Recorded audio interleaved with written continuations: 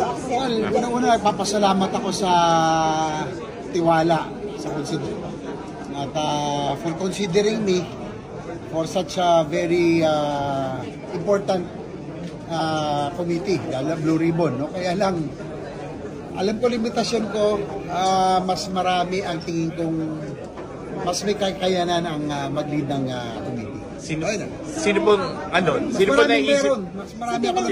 Alam ko limitasyon ko. Yun ang sinasabi ko. Tinanggahan niyo po ba? Kaya sabi ko sana iba na lang. Kasi mas maraming mas may kakayanan. Sinabi niyo yung KS Rizal, sir? Yes. Sir, sino po naisip niyo? Sino yung Marin eh.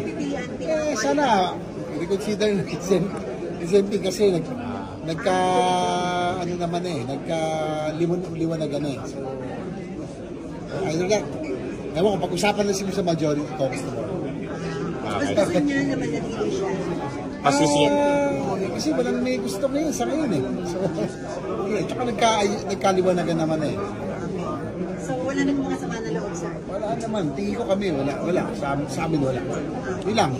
Ako, thank you sa consideration, pero mas maraming mas magaling at may kakayanan kayo sa akin. Okay. Thank you, sir. Thank you, Sen.